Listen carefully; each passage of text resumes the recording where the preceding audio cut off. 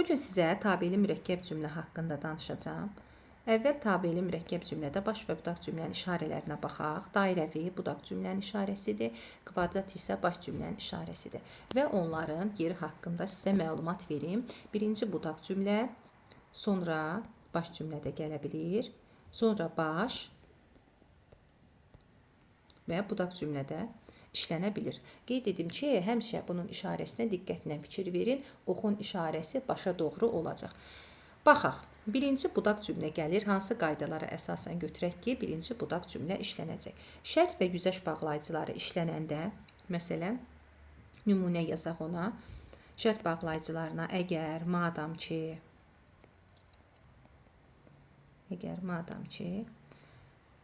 sonra, məsələn, güzəşt bağlayıcılarını yaza bilərik. Güzəşt bağlayıcılarıdakı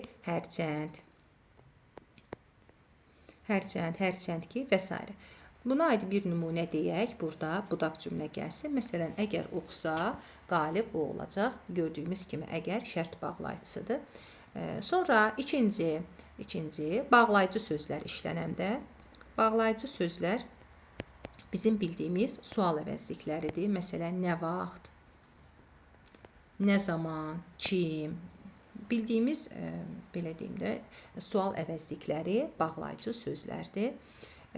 İşarəsi də birinci budaq cümlə, sonra baş cümlə işləndi. Sonra üçüncü, sa plus da, mı, doğrusu, düzüdür və s. Məsələn, nümunə deyə bilərik. Məsələn, düzdür, sən o vaxt gəlmədin və s. kimi. Sonra digər qaydaya baxaq ki, zaman anlayışı bildirdikdə, məsələn, evə təzəcə çatmışdım ki, atam gəldi. Burada birinci budaq cümlə gəlir. Amma zaman anlayışı bildirmədikdə isə biz onu birinci baş cümlə gəlir, sonra budaq cümlə gəlir qaydası kimi götürürük. Məsələn, nümunə deyim. Məsələn, mənə məlumdur ki, sabah məktəb olmayacaq. Orada birinci budaq cümlə gəlmədi, baş cümlə gəldi. Çünki zaman anlayışı bildirmədi. Sonra digər qaydaya baxaq. Mı anda ilə əvəz oluna bilirsə, onda birinci budaq cümlə gələcək, sonra baş cümlə işlənəcək. Məsələn, oxudummu xəbər et, oxuyanda xəbər et.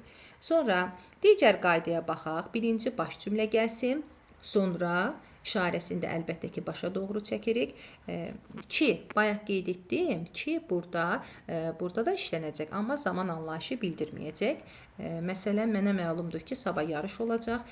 Orada birinci baş gəldi, sonra budaq gəldi. Aydınlaşdırma bağlayıcı kini işlətdik. Səbəbə baxaq. Məsələn, səbəb bağlayıcıları ona görə, buna görə də, çünki və s. kimi. Sonra əvəzlik qəblər, digər qaydaya baxaq, əvəzlik qəblər. Əvəzlik qəblər də işarə əvəzlikləridir. Odur, budur, elədir və s. Məsələn, məqsədim odur ki, mən tələbə olam.